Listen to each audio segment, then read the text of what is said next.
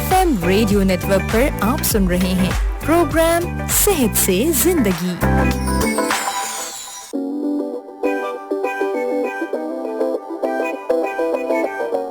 अस्सलाम वालेकुम, आप सुन रहे हैं सुनो FM 89.4। प्रोग्राम है सेहत से ज़िंदगी। मैं हूं डॉक्टर ताहिरा। आज पूरा हफ्ता हो चुका है रमज़ान को आए हुए, शुरू हुए और आप लोगों ने सब ने रोज़े रखे होंगे। आहिस्ता आहिस्ता हमारा एनर्जी लेवल भी थोड़ा सा लो होता चला जाता है क्योंकि जो सारे रिज़र्व्स होते हैं वो ख़त्म हो जाते हैं, नींद भी पूरी नहीं हो रही होती है और साथ हम इतनी ज़्यादा बिज़ी हुई होती है ज़िंदगी कि थोड़ा सा आपका न्यूट्रिशन भी कम हो रहा होता है। तो थोड़ा अगर एनर्जी लेवल आपको कम लगे तो थोड़ा माफ़ कर दीजिएगा, ये रमज़ान का ही असर है।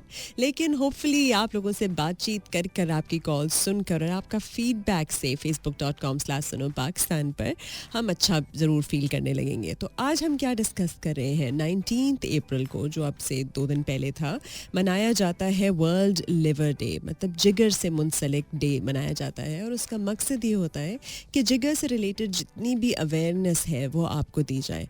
अब हम लोग, मेरा ख्याल है, वाहिद मुल्क है जहाँ जो दोस्त होता है या आपका बच्चा होता है या आपको कोई बहुत ज़्यादा प्यारा होता है तो हम उसे दिल नहीं बल्कि जिगर कहते हैं। हम कहते हैं कि हमारे जिगर का टोटा है, जिगर है, या दोस्त को भी जिगर कहा जाता है। इसका मतलब ये है कि हम रियलाइज़ करते हैं कि जिगर कितना ज़्यादा वाइटल ऑर्गन है।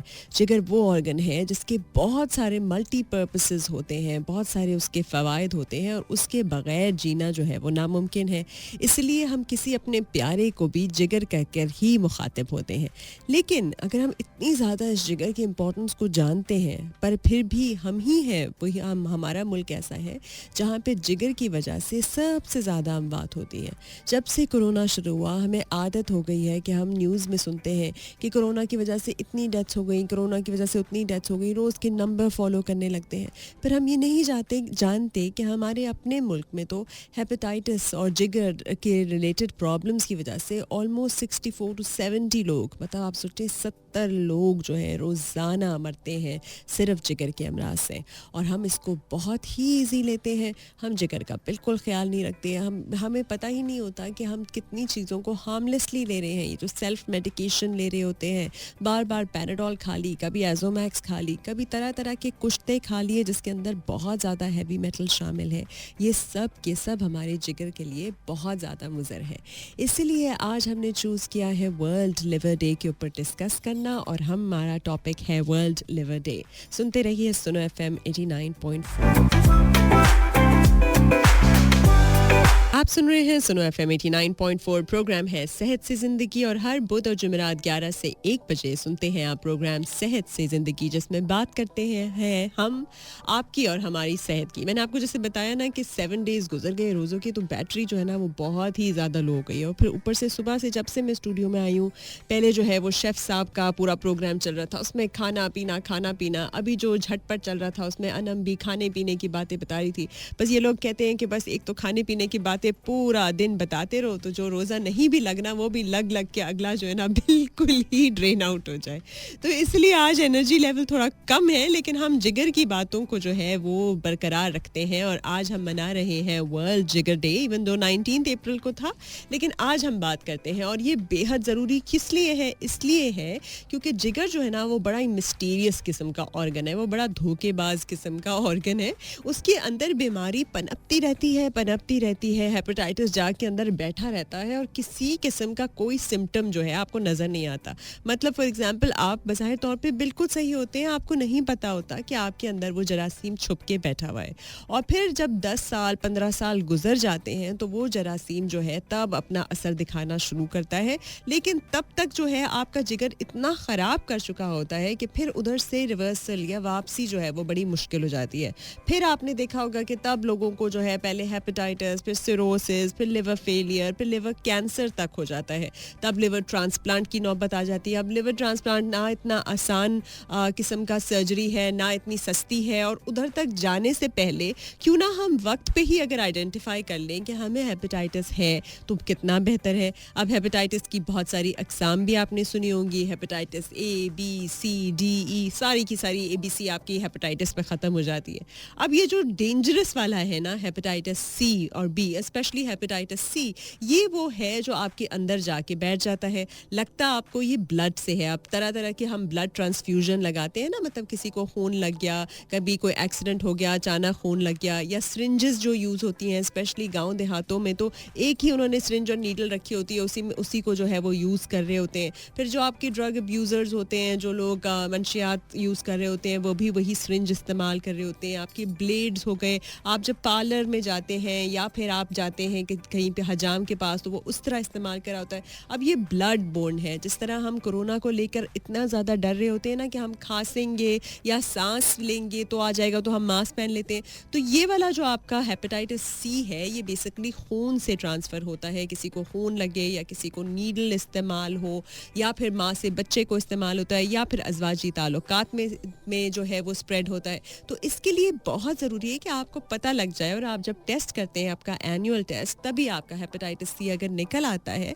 तो आप उसका पूरा का पूरा मुकम्मल कोर्स करके उसका ट्रीटमेंट ले लें। अच्छी बात यह है कि ये लाइलाज नहीं है, इसका बिल्कुल इलाज है। पहले तो इंटरफेरॉन के इंजेक्शन लगवाने पड़ते थे ना, अब ये है कि आप आराम से गोलियों के तहत जो है आपका 4 से 6 महीने आप पूरा कोर्स करेंगे तो आप बिल्कुल क्लियर हो जाएंगे हेपेटाइटिस सी के, और फिर आपकी बीमारी जो है वो प्रोग्रेस नहीं करेगी।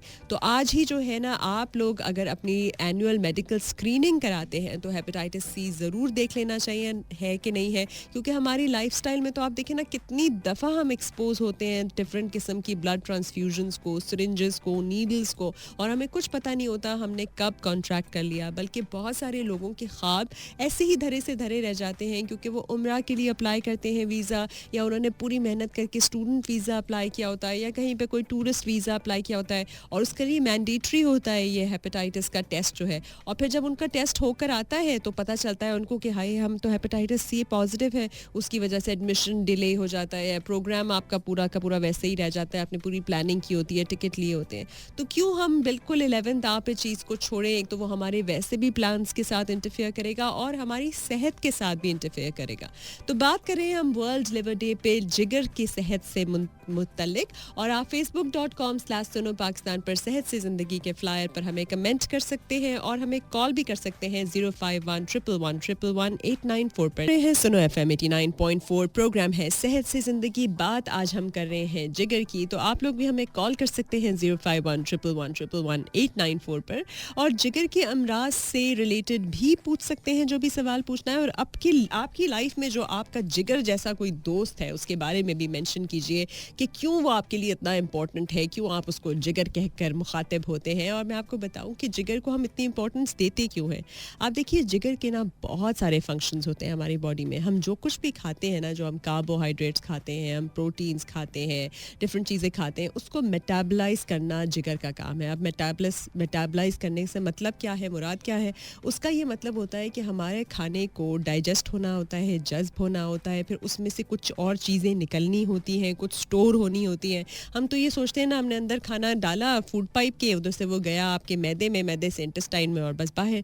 नहीं, इसमें ऐसा नहीं होता है। इसमें बहुत सारी और कॉम्प्लेक्सिटीज़ शामिल होती हैं, और जिगर का बड़ा रोल होता है जिसमें ये जो ग्लूकोज हम खाते हैं, मतलब फॉर एग्जांपल जो भी आप रोटी, चावल, गेहूं वाली चीज़ें, चीनी वाली चीज़ें खाते हैं, वो इवेंचुअली जो है स्टोर होनी होती है ग्लाइकोजन की सूरत में लिवर के अंदर, और जब हम भूखे होते हैं या स्टार्व कर रहे होते हैं तो वो ग्लाइकोजन कन्वर्ट होके फिर ग्लूकोज के अंदर भी कन्वर्ट होता है।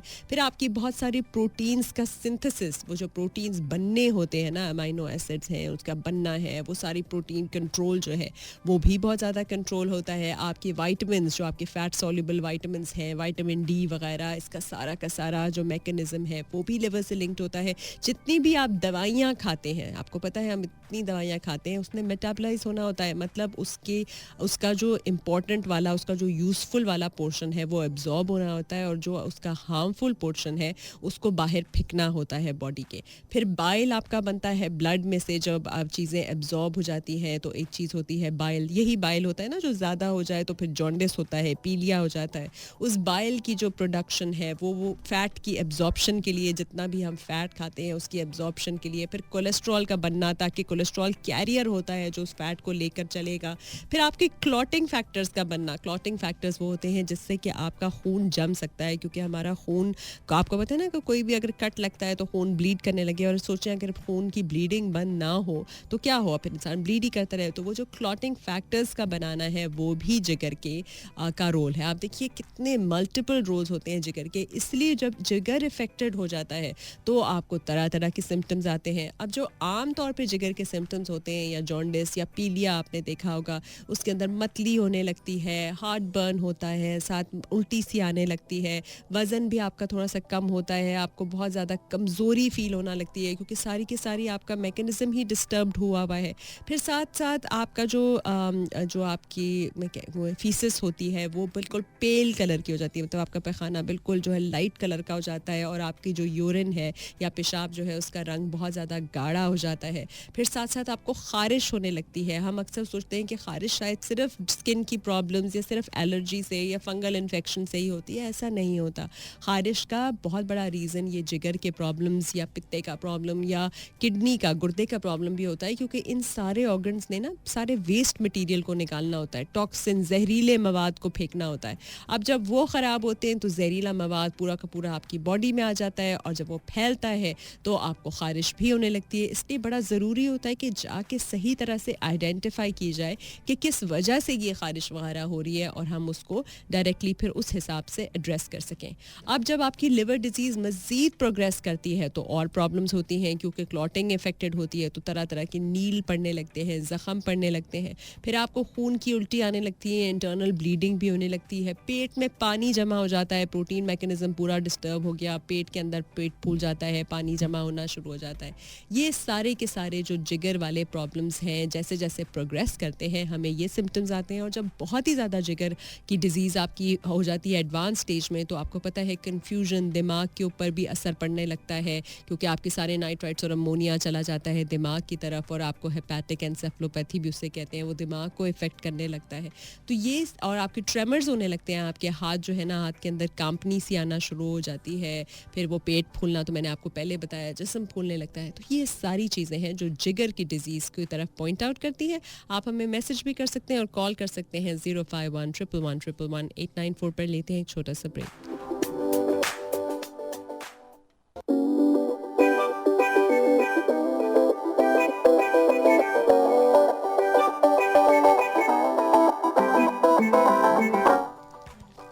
आप सुन रहे हैं सुनो FM 89.4. प्रोग्राम है सेहत से ज़िंदगी. बात आज हम कर रहे हैं जिगर की, क्योंकि 19 अप्रैल को वर्ल्ड लिवर डे था, तो हमने कहा कि जिगर की सेहत से मुंसलिक जो है हम आज बात करेंगे. तो आप अपने जिगर का ख्याल रखने के लिए क्या करते हैं, क्योंकि हम आजकल तो खूब जिगर को अब्यूज़ कर रहे हैं. वो किस तरह? दो चीज़ें करके. एक तो हम जो ये फैटी चीज़ें खाते हैं ना, हद से ज़्यादा ऑयली किस्म की चीज़ें, डीप फ्राइड चीज़ें जो हम खाते हैं, वो हमारे लिवर को बहुत ज़्यादा जो है ना डैमेज करती हैं. लेकिन हम बाज नहीं आते, हम बार बार वही चीज़ें खाते हैं, और हम नहीं देखते कि अगर हम ये फ्राइंग के बजाय जो है, अगर हम डिफरेंट मेथड्स ऑफ कुकिंग पे आ जाएं, मेरा ख्याल है हमें शेफ़ साहब को भी और बाकी अनम को भी और सब जो लोग दे रहे होते हैं ना टिप्स, उनको कहना चाहिए कि भाई फ्राइंग की जगह आप ज़्यादा से ज़्यादा बेकिंग और ग्रिलिंग और आपकी जो एयर फ्राइंग होती है, इस तरह की चीज़ें जो है ज़्यादा सजेस्ट करना शुरू करें, ताकि हमारा जो ऑयल कंटेंट है या फ़ैट कंटेंट है वो कम हो जाए. फिर साथ साथ हमने चूज़ करना है कि किस किस्म का फ़ैट हमने इस्तेमाल करना है. तो हमने ट्रांस फैट्स नहीं इस्तेमाल करने, हमने खालिस फ़ैट यूज़ करना है. और प्लांट बेस्ड में भी आप जैसे ऑलिव ऑयल यूज़ कर सकते हैं, कोकोनट ऑयल यूज़ कर सकते हैं, ये ज़्यादा बेटर फ़ैट्स होते हैं. मेडिट्रेनियन डाइट बड़ी अच्छी होती है जिसके अंदर ऑलिव ऑयल यूज़ होता है, और ऐसी चीज़ें यूज़ होती हैं जिसमें कम से कम आपकी डीप फ्राइंग या ये तरियों वाले सालन, ये सारी चीज़ों की जगह आप टिक्के और इस तरह की चीज़ों की तरफ ऑप्ट कीजिए, ड्राई फूड्स की तरफ ऑप्ट कीजिए, तो ज़्यादा अच्छा है आपके लिवर की हेल्थ के लिए. फैटी लिवर हमारे यहाँ बहुत ज़्यादा कॉमन प्रॉब्लम है. बहुत ज़्यादा लोगों को फैटी लिवर हो जाता है और उनको नहीं पता होता कि ये इसको कैसे कंट्रोल करना है. अच्छा, अब लिवर को एक और अब्यूज़ करने का तरीका है, आप जब सेल्फ मेडिकेट करते हैं. आपको पता है कोरोना के दिनों में बड़ा बोलबाला था कि भाई पैनाडोल ले लो, पैनाडोल ले लो, लिवर ठीक हो मतलब आप ठीक हो जाओगे, और साथ साथ एजोमैक्स भी. और अनफॉर्चुनेटली जैसे मैं हर दफ़ा आपको कहती हूँ कि फेसबुक के ऊपर, व्हाट्सएप के ऊपर तरह तरह के ग्रुप्स बने हुए हैं. उन ग्रुप्स में हर कोई डॉक्टर है, हर कोई अपने अपने आप को डॉक्टर समझता है और डॉक्टर बन के जो है वो आपको प्रिस्क्राइब करने लगता है मेडिसिन, और बड़े ही आराम से कहता है कि भाई मैंने ये लिया था, मेरी खाला ने ये लिया था, वो ठीक हो गई, डॉक्टर ने उसको ये दिया था तो तुम भी ये ले लो। और अगले जो है वो बहुत ही ज़्यादा स्मार्ट होके क्या करते हैं, बेशुमार दवा लेना शुरू हो जाते हैं, और उसकी वजह से वो एक्चुअली अपने लिवर को मज़ीद डैमेज कर देते हैं, बिल्कुल डैमेज कर देते हैं। अब कोई बंदा है जिससे ऑलरेडी लिवर का प्रॉब्लम है तो उसके लिए तो पैनाडोल नहीं है, एसिटामिनोफेन उसके लिए नहीं है बिल्कुल भी। और ये जो एजोमैक्स है, ये एजिथ्रोमाइसिन है, ये खुद ब खुद ले लेना, हद से ज़्यादा ले लेना, ये तो बहुत ज़्यादा से मुज़र हो सकती है। तो प्लीज़ जिसका जो शोबा होता है उसी के लिए रहने दिया करें, नॉट बिकॉज किसी और कमर्शियल रीज़न से नहीं कह रही, मैं आपकी सेहत के लिए कह रही हूँ। फॉर एग्जांपल अब गाड़ी ख़राब होती है, अब हम गाड़ी ख़राब होती है तो हम इसके ऊपर लिखते हैं अपने व्हाट्सएप पे, जो जो हमें कहेगा हम कहें अच्छा ठीक है हम ऐसा करते हैं, हम गाड़ी में ये डाल देते हैं। अब गाड़ी में किसी ट्रक में क्या पड़ता है, किसी स्कूटर में क्या पड़ता है, किसी गाड़ी में क्या पड़ता है, किस हिस्से में क्या पड़ता है, कितने मिकदार में पड़ता है, वाकई उसको उस वक्त उस इंजन ऑयल या फ्यूल की ज़रूरत है या टायर चेंज की ज़रूरत है या बैटरी डाउन है, ये सब जानना भी तो बेहद ज़रूरी है ना। हर इंसान जो आपको कहेगा कि मैं तो गाड़ी मैंने ठीक कर ली थी, तो वो मैकेनिक तो नहीं होता। मैकेनिक ही या जो उसका ऑटोमोबाइल वाला बंदा होता है, इंजीनियर होता है, वही ज़्यादा बेहतर समझ सकता है कि गाड़ी को देखते हुए, उसकी ब्रांड को देखते हुए, वो कितनी चली हुई है देखते हुए, इन सारी चीज़ों को देखते हुए उसने आपको प्रिस्क्राइब करना है। कॉल कर सकते हैं आप 051-111-111-894 पर। लिवर से मुतालिक आज हम बात कर रहे हैं जी। पहले कॉलर की जाने बढ़े या पहले मैसेजेस पढ़ लें? पहले कॉलर देख लेते हैं जी। अस्सलाम वालेकुम जी, वालेकुम सलाम जी। कौन बोल अभी रहे हैं, कैसे कहाँ हैं? से? ठीक जी है जी जी, मैं लाहौर से तारिक मुगल बात कर रहा हूँ। जी बताइए। अल्लाह पाक आपको सलामत रखे, आप बहुत अच्छा प्रोग्राम है आपका, बहुत अच्छी बातें करती हैं। थैंक यू, बहुत शुक्रिया। मैंने बड़ी बार आपको कॉल करने की कोशिश की, अभी मैं काफी देर से कर रहा था तो आज भी नहीं किया आपसे कॉल। अच्छा चलिए, अच्छा हुआ मिल गया। अगर कॉल ना मिला करें तो आप लोग फिर facebook.com/sunopakistanपर फ्लायर के ऊपर भी लिख सकते हैं, मैं आपको पढ़ लूंगी मैसेज। जी चलिए जी, जी जी, बहुत मेहरबानी। अच्छा जी, मैंने ये पूछना था, एक तो मेरी मिसेस को ये हेपेटाइटिस सी का मसला है, ठीक है, ऑलराइट। तो ये मेरे 10-12 साल से है, तो उसके लिए हमने ये होम्योपैथिक इलाज करवा रहे थे हम, अच्छा ठीक है तो उससे फर्क भी है काफी अल्हम्दुलिल्लाह। एक मेरी बेटी है कोई 4-5 साल की, तकरीबन 4 साल से ऊपर, ये 5 से कम है, जी। तो वो स्पीच उसकी कुछ वर्ड्स बोलती है तो हमें समझ नहीं आती, बोलने की वो कोशिश करती है, सुनती ठीक सही है, ठीक है। बिल्कुल, हाँ हाँ लेकिन वो आवाज ऐसे उसकी होती है, लैंग्वेज जैसे कोई और लैंग्वेज बोल रही है, हमें समझ नहीं आ रही। और 5 साल की है? ठीक है, 5 साल से कम ही है, अच्छा ठीक है। 4 साल की है वो। अच्छा 4 साल की है, ठीक है। अच्छा, इसके ऊपर मैं आप पे बताती हूँ थोड़ा सा कि जैसे आपने कहा कि आपकी वाइफ को हेपेटाइटिस सी था और आप होम्योपैथिक का इलाज करा रहे हैं और वो बेहतर है। हेपेटाइटिस सी कभी कभी तो बिल्कुल, मैंने जैसे कहा ना, ज़्यादातर मैनिफेस्ट नहीं करता, आपको कोई साइंस और सिम्टम्स नहीं आते। अगर उनको किसी किस्म की लिवर डिजीज़ के सिम्टम्स आ रहे थे और वो ठीक हैं तो दैट इज़ वेरी गुड, लेकिन मैं सजेस्ट करूँगी कि आप ज़रूर टेस्ट करवा लीजिए और देखिए कि उनका हेपेटाइटिस सी पॉजिटिव है कि नहीं। PCR होता है, PCR क्वालिटेटिव क्वांटिटेटिव आपने अक्सर सुना होगा, वो बताता है आपको सारा कुछ कि आपके अंदर जो है हेपेटाइटिस सी इस वक्त है कि नहीं है, और जो इलाज हुआ है वो कितना इफ़ेक्टिव है कि नहीं है, तो ये देख लेना ज़रूरी है। और आप एलोपैथिक का भी अगर कोर्स कर लेते हैं तो वो एलिमिनेट कर देगा हेपेटाइटिस सी को, क्योंकि ये बहुत ज़रूरी है और इतने अरसे से भी है। तो हेपेटाइटिस सी जो है जब बहुत ज़्यादा लंबा अरसा रहे तो वो उसमें लिवर कैंसर में जो है वो तब्दील हो जाता है, लिवर के अंदर बहुत सारी चेंजेस आती है ना। हेपेटाइटिस का मतलब होता है, हेपा होता है लिवर, और टाइटिस या आइटिस कहते हैं इन्फ्लेमेशन को। इन्फ्लेमेशन होती है सोजिश। सोजिश कहाँ होती है? जहाँ कहीं बेबी आपकी बॉडी के अंदर कोई प्रॉब्लम आ जाए, कोई बीमारी आ जाए, चाहे कोई जरासीम आ जाए, चाहे कोई चोट लग जाए, इंजरी हो जाए, उसकी क़ुव्वत मुदाफ़ियत उसके अगेंस्ट हो जाए, कोई भी रीज़न हो,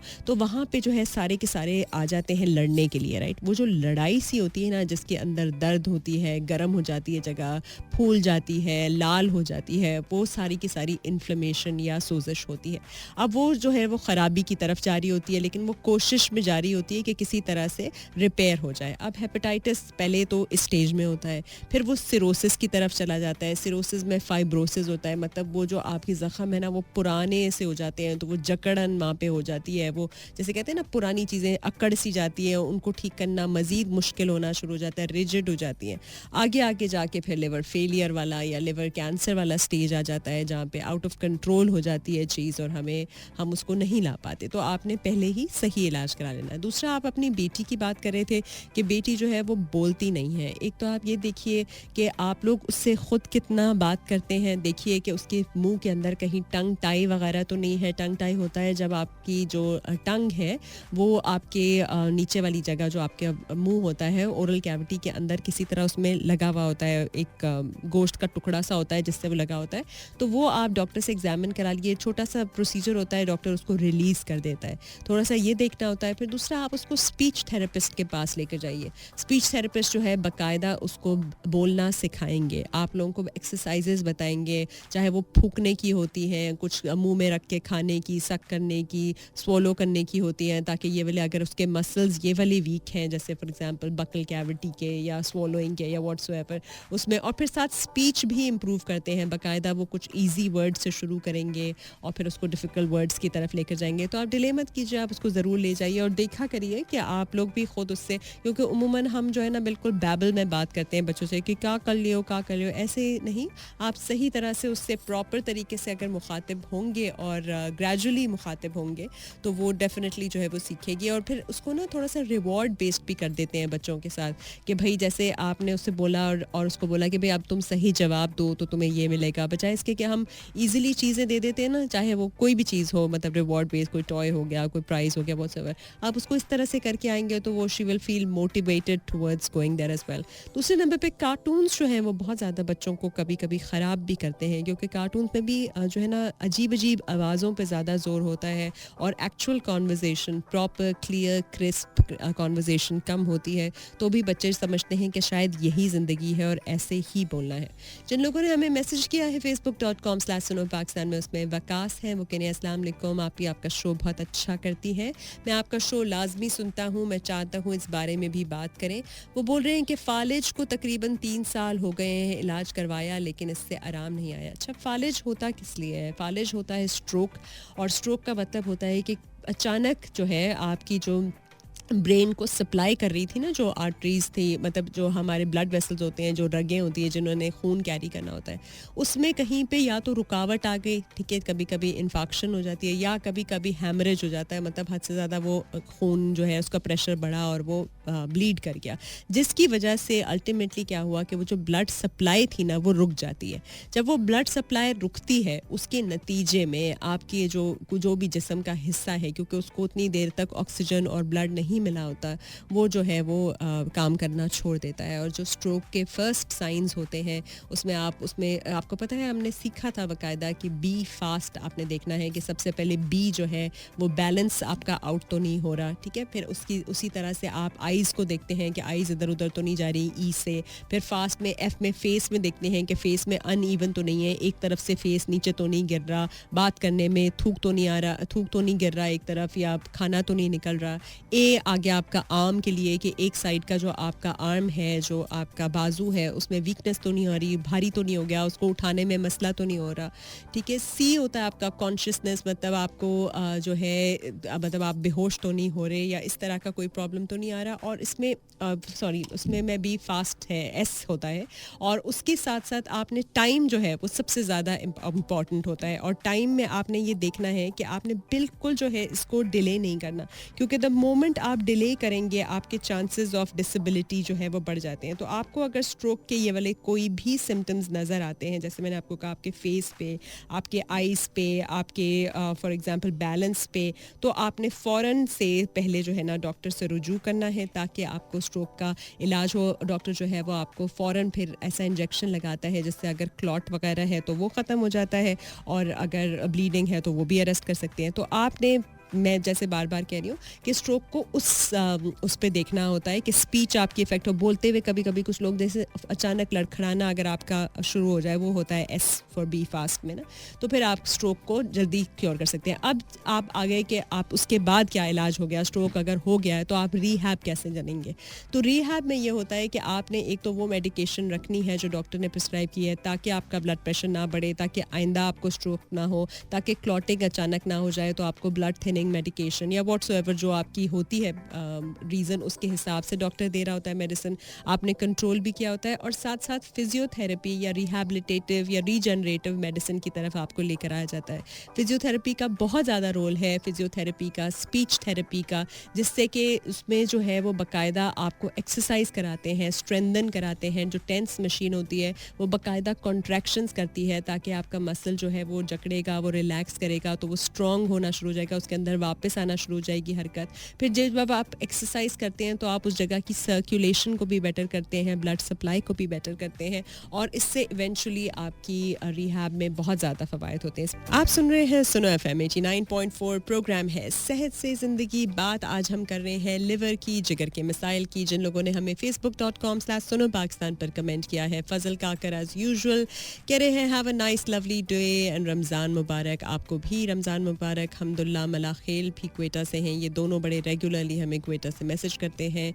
वकास का मैसेज हमने पढ़ लिया है। हेज़ल कह रही है हाय आपी, I am 22 years old, I have freckles on my cheeks and forehead, please prescribe something. अच्छा ठीक है, और वो कह रही है मैं फॉलिक एसिड लेती हूँ। फ्रेकल्स जो हैं वो आपने सन एक्सपोजर अपना बहुत ज़्यादा अवॉइड करना है। सन में जाती हैं तो अच्छा सनस्क्रीन या सन ब्लॉक यूज़ कीजिए, और उनमें से कोशिश कीजिए कि जो पैराबेन्स वाले होते हैं ये नहीं यूज़ करना चाहिए, हमें बैरियर मेथड वाले यूज़ करना चाहिए, जिनके अंदर जिंक ऑक्साइड होता है, टाइटेनियम डाइऑक्साइड होता है या zinc oxide, they are the better sun blocks, आप वो यूज़ कर सकती हैं। लाइटनिंग एजेंट्स में जाइए आप लिकरिस की तरफ, या फिर आप जाइए आब्यूटीन या विटामिन सी, मलबरी एक्सट्रैक्ट, ये सारे जो हैं विटामिन सी सीरम वगैरह, ये सब आपके नेचुरल लाइटनिंग एजेंट्स में आ जाते हैं। एज़ोलाइक एसिड क्रीम भी आप यूज़ कर सकती हैं। प्लीज़ हाइड्रोक्विनोन या कोर्टिज़ोन या मर्क्यूरी वाली क्रीम्स की तरफ मत जाइएगा। फ्रेकल्स के और भी इलाज होते हैं, लेज़र्स में क्यू स्विच लेज़र वगैरह होता है, जिससे भी आपका रिपीटेडली करें तो आपको फ़ायदा हो सकता है। मल्टीविटामिन आपने पूछा, तो कोई भी ऐसा अच्छा मल्टीविटामिन ले लीजिए जिसके अंदर विटामिन बी कॉम्प्लेक्स भी हो, साथ विटामिन सी भी हो, आयरन भी हो, फॉलिक एसिड भी हो। ये ओवरऑल आपकी स्किन हेल्थ के लिए बहुत अच्छा रहेगा। और ज़्यादा से ज़्यादा पानी पीजिए, फ्रूट्स एंड वेजिटेबल्स लीजिए, और जब सुबह निकलती हैं तो कोशिश कीजिए कि जो पीक आवर्स हैं स्पेशली 12 to 3, उसमें आप डायरेक्ट सनलाइट में मत जाइए। एक बड़ी सी हैट ले लीजिए, सन ब्लॉक के साथ हैट हो गया, या कोई भी आपका अम्ब्रेला हो गया, any sort of shade will always help you. Rukhsar Lagari कह रही हैं ज़बरदस्त प्रोग्राम, सलाम सुनो to all listeners, thank you. Mohammad Idrees Sana हैं जो डॉक्टर जी क्या कह रहे हैं, ये आपको भी रमज़ान और लिसनर्स को भी रमज़ान मुबारक हो, बहुत शुक्रिया, थैंक यू। ये मुल्तान से हैं। फरहद ख़ान कह रहे हैं जिगर, पता नहीं किसको जिगर कहना पड़ता है, इसलिए पता नहीं मुझे नहीं समझ आ रहा है इन्होंने क्या लिखा है, बट एनीवेज आई थिंक कोई जिगर की इम्पोर्टेंस के ऊपर ही बात लिखी है। फ़ियाज़ अर्जी ने भी हमें मैसेज किया है, कॉल कर सकते हैं आप लोग 051-111-111-894 पर। जी अस्सलाम वालेकुम। जी कौन बोल रहे हैं, कहाँ से? जी बताइए। रमज़ान को मुझे गुर्दे में दर्द हुआ है। कहाँ हुआ है? गुर्दे में? ठीक है, ऑलराइट। तो वो मैंने अल्ट्रासाउंड कराया तो उसमें थोड़ी सी तकलीफ निकली। ठीक है, तो लेकिन राइट में कुछ भी नहीं है, लेकिन राइट में दर्द वैसे ही जैसा लेफ्ट में जी। तो काफी मेडिसिन भी यूज कर रहा हूँ। कौन सी मेडिसिन यूज़ कर रहे हैं आप? होम्योपैथिक। अच्छा, आप लोग सबका होम्योपैथिक के ऊपर बहुत ज़्यादा फेथ है, विच इज़ वेरी नाइस। अच्छा ज़रूर, ठीक है, आप देख लीजिए। जी जी, अच्छा बताइए, पूछिए। एलोपैथिक मैंने कई मसलों के लिए कई तरह की दवाइयां खोला तो मेरे को खराब है। क्या करते रहे? मतलब आइस के लिए खाई हैं, बीपी के लिए खाई हैं। अच्छा अच्छा, ठीक है ठीक है, उसकी वजह से गुर्दे ख़राब हो गए, राइट, ठीक है, ऑलराइट। इसके ऊपर मैं डिस्कस करती हूँ आपसे।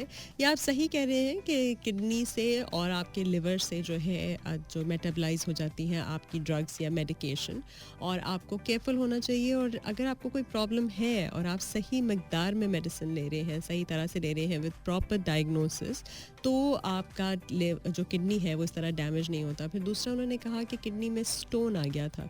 किडनी में स्टोन का ताल्लुक आपकी मेडिकेशन से नहीं होता।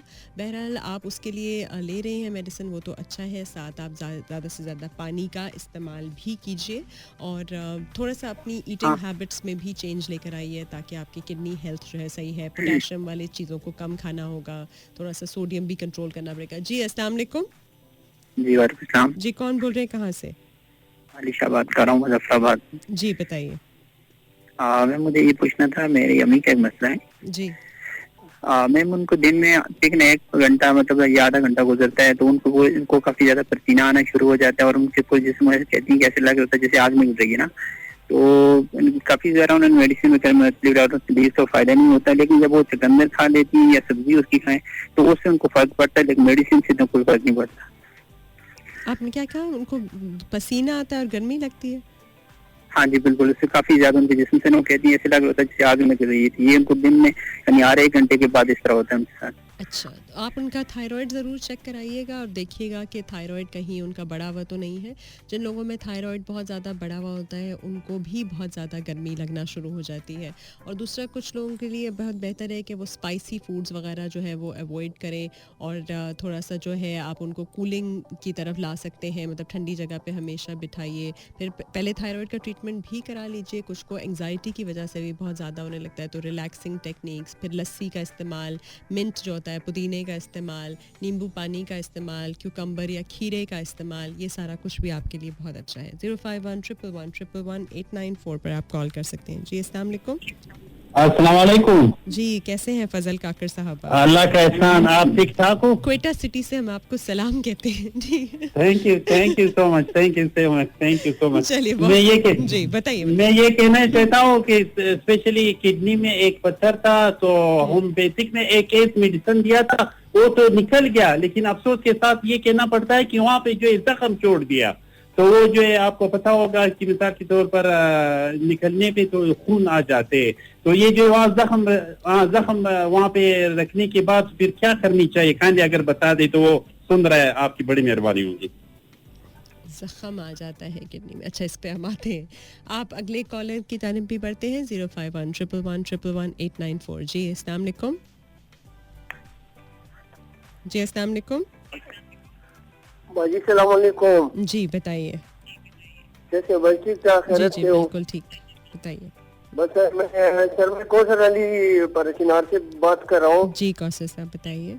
बस आप लोगों का तो सेहत का प्रोग्राम है, मैं सुनता हूँ सर, बस आपकी सलाम की ख्वाहिश थी कि मैं बाजी से सलाम दुआ करूँ। थैंक यू, बहुत बहुत शुक्रिया कि आपने कॉल की। 05111111894 पर आप कॉल कर सकते हैं।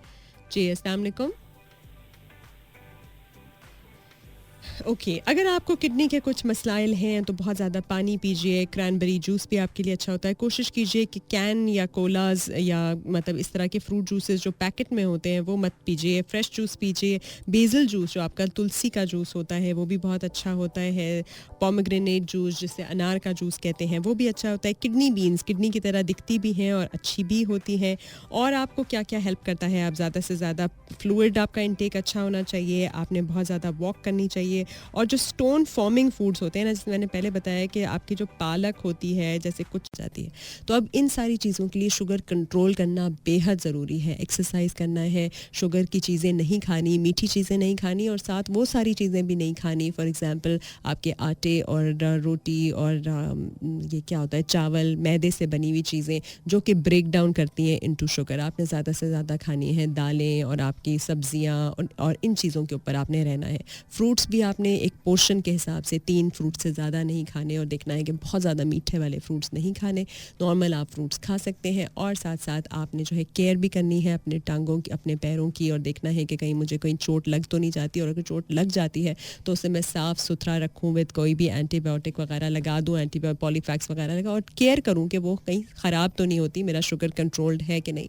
दवा भी लेते रहूँ वक्त पे और साथ दुआ तो करता रहूँ। अब जब न्यूरोपैथी की आप बात करते हैं तो उसमें जो है जो एलोपैथिक मेडिसिन है उसके अंदर विटामिन B12 भी दिया जाता है. B12 भी बड़ा अच्छा होता है न्यूरोपैथिक पेन के लिए, जिसे हम फॉलिक एसिड, मेथाकोबाल भी कहते हैं. न्यूरोबायोन का इंजेक्शन भी होते हैं. और साथ साथ आपको जो है गाबापेंटिन, जो आपने सुना होगा गैबिका के नाम से, 75 मिलीग्राम टू 100 मिलीग्राम, वो भी दी जाती है. वो न्यूरोपैथिक पेन के लिए बड़ी अच्छी होती है. लेकिन मोर देन दैट एनकरेज किया जाता है कि सर्कुलेशन को बेटर करें, एक्सरसाइज करें, उसको मसाज करें, उसको एलिवेट करें, थोड़ा सा ये सारी चीज़ें. और बहुत केयरफुल रहें कि सही जूता पहने, कहीं इधर उधर से कट्स ना लगे. आपकी जो health of your feet is extremely important.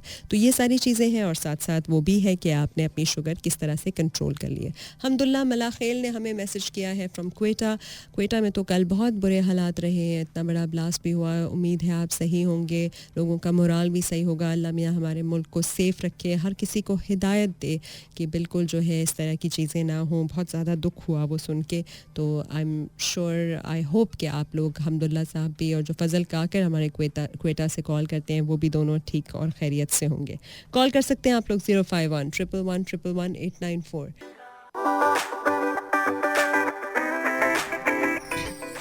सुनो FM रेडियो नेटवर्क पर आप सुन रहे हैं प्रोग्राम सेहत से जिंदगी. आप सुन रहे हैं सुनो FM 89.4. बात कर रहे हैं हम फालिज की और स्ट्रोक की. और ब्रेक पर जाने से पहले भी हम ये डिस्कस कर रहे थे कि कौन कौन से स्ट्रोक्स होते हैं. तो एम्बोलिक स्ट्रोक होता है, थ्रोम्बोटिक, इंट्रासेरेब्रल, सबएरेक्नॉइड.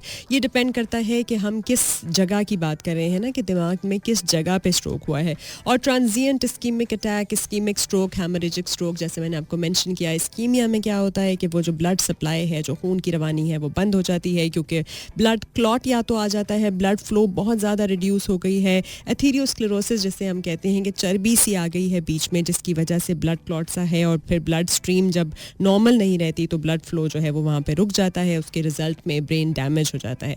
एम्बोलिक कब होता है? एम्बोलिक भी इस्कीमिक की टाइप होती है, लेकिन वो ब्लड क्लॉट जो है, वो जो छोटा सा लोथड़ा सा है जो रुकावट पैदा कर रहा है, वो बल्कि दिमाग में नहीं कहीं और से आता है. फॉर एग्जाम्पल आपके चेस्ट से या आपकी गर्दन से या बाकी जगहों से वो जो है फ्लो करके वहाँ आता है और वहाँ आके जो है वो रोक देता है ब्लड सप्लाई ब्रेन को. और ये अक्सर एट्रियल फिब्रिलेशन में होता है. एट्रियल फिब्रिलेशन दिल की एक बीमारी होती है जिसमें दिल बहुत तेज़ी से धड़क रहा होता है, हार्ट बीट हमारी नॉर्मल नहीं रहती. और नॉर्मल जब नहीं रहती ना तो टर्ब्युलेंट हो जाता है फ्लो. मतलब आपको पता है ना, एक पाइप में से अगर पानी रुक रुक के आ रहा होगा, कभी तेज़ हो जाएगा, कभी आहिस्ता हो जाएगा, तो उसके अंदर फिर बहुत ज़्यादा जो ये डर्ट की या डेब्रिस की डेब्री होती है वो जमा होना शुरू हो जाती है. उसी तरह से ब्लड क्लॉट आपका जो है वो थिक सा हो जाता है और वो जाके ब्लॉक कर देता है. ट्रांजिएंट इस्कीमिक अटैक क्या होता है? वो भी मिनी स्ट्रोक होता है. वो ऑलमोस्ट ये होता है कि मेन फालिज के अटैक से पहले ना एक रिहर्सल टाइप चीज़ होती है जो आपको एक वार्निंग साइन के तौर पर आती है. और उसमें टेम्परेरीली थोड़ी देर के लिए आपको बिल्कुल स्ट्रोक जैसे सिम्टम्स होते हैं. जैसे मैंने पहले कहा कि चक्कर आना, या फिर आपके फेस का जो है एक साइड गिर जाना, या आपका आर्म का हैवी हो जाना, एक तरफ की पूरी वीकनेस हो जाना, स्पीच में इफेक्ट आ जाना, विजन में इफेक्ट आ जाना, ये सब होता है. लेकिन थोड़ी देर बाद जो है ये ठीक भी हो जाता है. पर आपको इसको बिल्कुल इग्नोर नहीं करना, क्योंकि जिन लोगों को TIA होता है ना, ट्रांजिएंट इस्कीमिक अटैक, उनको विद इन 3 मंथ्स के बाद अक्सर औकात पे स्ट्रोक हो जाता है. और उसके लिए भी आपको उसको फ़ौरन डॉक्टर के पास जाना है ताकि उस ब्लड क्लॉट को रिजॉल्व कर सकें. हैमरेजिक स्ट्रोक क्या होता है? जिसमें आर्टरी जो होती है या जो ब्लड वेसल होता है जो खून लेकर आ रहा होता है वो फट जाता है और उसमें बहुत ज़्यादा एक्सेस प्रेशर हो जाता है उसमें, और उसकी वजह से आपकी जो खोपड़ी है और जो आपका दिमाग है वो बिल्कुल सूज जाता है और डैमेज हो जाते हैं आपके ब्रेन सेल्स. और ये ब्रेन के अंदर भी हो सकता है, तो इंट्रासेरेब्रल कहते हैं. और ब्रेन के ऊपर और स्कल के नीचे जब होता है तो उसे हम सब एरेक्नॉइड भी कहते हैं. अब ये जो हैमरेजिक स्ट्रोक है, इसकी मैनेजमेंट ज़ाहिर है थोड़ी सी फ़र्क हो जाती है बाकी दोनों से. लेकिन ये मैं बता इसलिए रही हूँ ताकि आप लोगों को पता हो कि जब भी कोई बात कर रहा होता है स्ट्रोक की, फालिज की, वो आपसे पूछता है कौन सा स्ट्रोक है, TIA था, इस्कीमिक था, एथीरोस्क्लेरोसिस की वजह से था, या हैमरेजिक था, तो आपको थोड़ा सा अंदाज़ा होना चाहिए कि ये किस बारे में बात कर रहे हैं. एथीरोस्क्लेरोसिस तो तभी है ना जब आपकी लिपिड प्रोफाइल भी बहुत डिरेंज है, कोलेस्ट्रॉल, ट्राइग्लिसराइड बढ़े हुए हैं, चिकना बहुत ज़्यादा है आपके खून के अंदर, और आपके साथ हाइपरटेंशन ये सारी चीज़ें लगी हुई हैं तो बहुत ज़्यादा चांसेस होते हैं कि आपको ये इस्कीमिक स्ट्रोक हो जाए जिसमें क्लॉट बनता है। और हैमरेजिक स्ट्रोक उन लोगों को होता है जिसमें जब ब्लड वेसल बड़ी वीक सी हो गई है और उसमें वो बर्स्ट हो गई है, और उसमें कभी कभी एन्यूरिज्म होता है। एन्यूरिज्म क्या होता है कि एक जो आपकी रग है वो एक्चुअली जो है वो सूजी सी हुई होती है, या उसकी कोई मैलफॉर्मेशन सी हो जाती है कि वेन और आर्टरी जुड़ी हुई है और वो फड़क सी रही है, और फिर उसके फटने का ज़्यादा जो है वो डर होता है। अब रिस्क फैक्टर्स क्या होते हैं स्ट्रोक के? रिस्क फैक्टर्स सबसे पहले है अनहेल्दी डाइट। इसलिए बार बार कहते हैं कि भाई डाइट में हद से ज़्यादा नमक नहीं खाना, नमकीन चीज़ों से हाइपरटेंशन भी होती है, तरह तरह के मसाइल होते हैं। ये जो आपका चिकना है, सैचुरेटेड फैट्स हैं जिनको हम बहुत ज़्यादा आजकल खा रहे हैं, पकोड़े समोसों में दबा के डाल रहे हैं, वो आपने बिल्कुल नहीं खाना। ट्रांस फैट्स जो आपके होते हैं स्पेशली हम लोग कितना ज़्यादा इस्तेमाल करते हैं वो नहीं करना, और आपने कोलेस्ट्रॉल को भी कंट्रोल करना है। उसके लिए बेहतरीन क्या है कि आप ऑलिव ऑयल पे शिफ्ट हो जाएं, ज़्यादा से ज़्यादा फल सब्जियां खाएं, चिकन या फ़िश का इस्तेमाल करें, ग्रीन टी का इस्तेमाल करें। बार बार कहती हूँ एंटी इन्फ्लेमेटरी एजेंट्स हैं आपके, जो क्लियर टीज़, कावे वगैरह, जिंजर हो गया आपका, लेमन हो गया, इन सारी चीज़ों का इस्तेमाल ज़्यादा से ज़्यादा करें। एक्सरसाइज करना बहुत ज़रूरी है, अच्छी सी ब्रिस्क वॉक करना, एक्सरसाइज करना। हम तो आजकल सहरी खाते हैं सो जाते हैं, इफ्तारी खाते हैं सो जाते हैं, जैसे ही बहुत ज़्यादा अपने अंदर डालते हैं खाना, चाहे वो चिकना हो, चाहे वो ढेर सारी चीनी हो, ढेर सारे कार्ब्स हो, और फिर ठक करके लेट गए। अब उसके नतीजे में बहुत ख़राबी होती है, तो हमने ये नहीं करना। टोबैको यूज़ जो आजकल हम वैसे ही थोड़ी अवॉइड कर ही रहे हैं कि बहुत सारे लोग सिगरेट नहीं पीते रमज़ान के दौरान, बहुत ही अच्छा टाइम है कि आप उसको कॉन्स्टेंटली ही छोड़ दें, क्योंकि ये जो हम नॉन स्टॉप स्मोकिंग करते हैं ना, इससे हमारा ब्लड प्रेशर भी बढ़ता है, और हमारी ये जो ब्लड वेसल्स हैं, हमारे खून की जो रगें हैं, इनको डैमेज कर देता है ये जो तंबाकू होता है ना।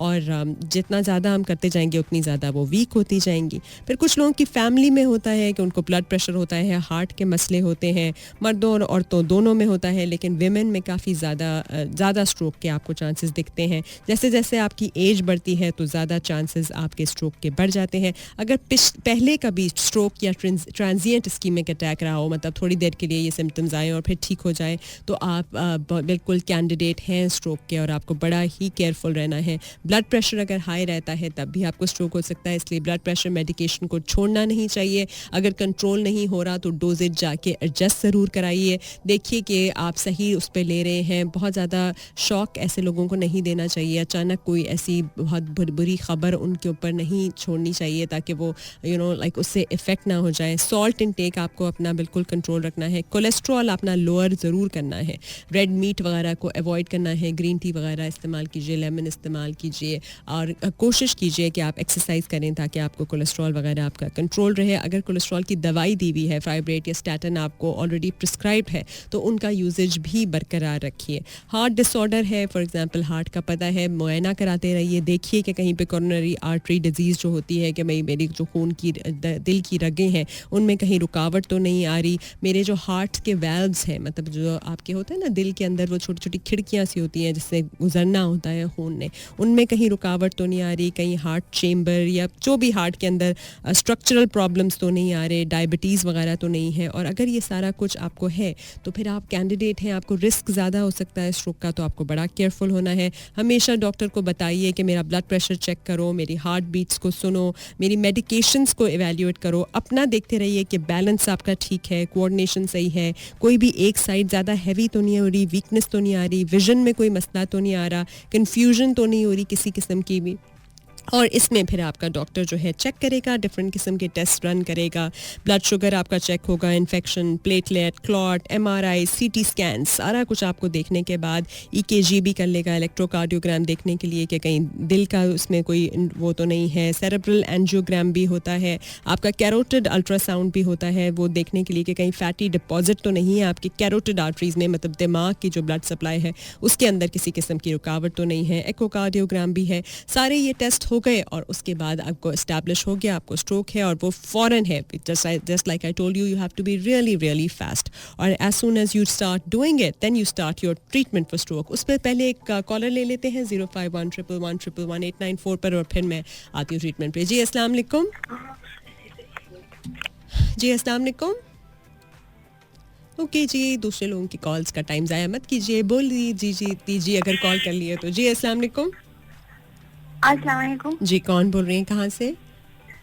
डार्लिंग बात करूँ पिशावर से। जी बताइए। आप भी सबसे पहले आप कीजिए। जी मैं बिल्कुल ठीक हूँ, थैंक यू वेरी मच। आप भी, आपको पता है बहुत टाइम से आपकी शो सुनती हूँ। मुझे आपके साथ एक दो मसले डिस्कस करनी थी। जी बोलिए।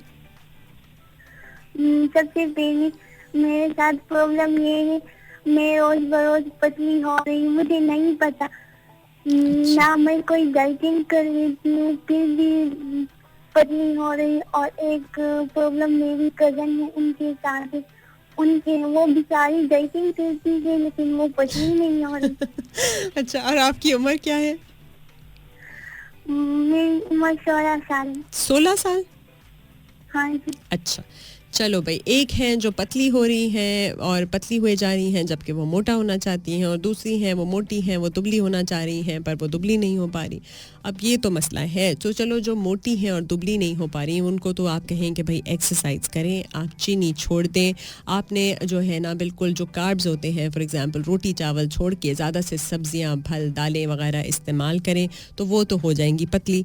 आप वो भी उम्मूमन आप ही की एज की होंगी, और ये देख लेना कि कहीं उनको कोई थायराइड वगैरह का हाइपोथायराइड मसला तो नहीं है, पीसीओडी वगैरह कोई और प्रॉब्लम तो नहीं है हार्मोनल। ठीक है, अब आ गए आपके ऊपर। आप जो है आप कह रही हैं मैं दुबली हूँ और मैं बिल्कुल मोटी नहीं हो रही। आप भी थोड़े से मल्टीविटामिन्स ले सकती हैं, मल्टीविटामिन्स के साथ साथ शेक्स पीना शुरू करें। थायराइड आप भी चेक करा दें, आपको शायद हाइपोथायराइडिज्म होगा। और अगर आपको आप जाके ना सीलियाक डिजीज़ के लिए भी चेक कर लें। कभी कभी पेट के अंदर कीड़े भी होते हैं, कभी कभी मैल एब्जॉर्प्शन होती है, हम जो भी खा रहे होते हैं हम एलर्जिक होते हैं ग्लूटेन को, तो वो एब्जॉर्ब नहीं हो रहा था। तो डॉक्टर आपका वो TTA टेस्ट भी कर लेगा, सारा कुछ देख लेगा और बता देगा भाई आपने ये खाना है ये नहीं खाना। वैसे शेक्स बना के पिए, उसमें आप डाल सकती हैं अपना केला डाल सकती हैं, खजूरें डाल सकती हैं, बहुत सारे नट्स डाल सकती हैं, दूध डालिए और ये आपने रोज़ाना जो है शेक पीना है। आप बहुत हमदर्द वालों के बहुत सारे सिरप्स भी होते हैं एपेटाइट स्टिमुलेंट किस्म के, मोजिगार के नाम से या खुबान के नाम से, वो भी इस्तेमाल कर सकती हैं, अच्छे होते हैं। वो भी एक डिफरेंट काइंड ऑफ मेडिसिन है बट अच्छी है, हर्ब्स के ऊपर है। और दूसरा, अच्छा खाना खाइए, आप अंडा खाइए, दूध इस्तेमाल कीजिए, थोड़ी थोड़ी देर बाद ज़्यादा अच्छा सा डाइट ले लीजिए, और साथ आप भी थोड़ी सी एक्सरसाइज कीजिए। उससे आपका मसल बिल्ड होगा और आपका ओवरऑल जो है मसल मास भी इम्प्रूव हो जाएगा।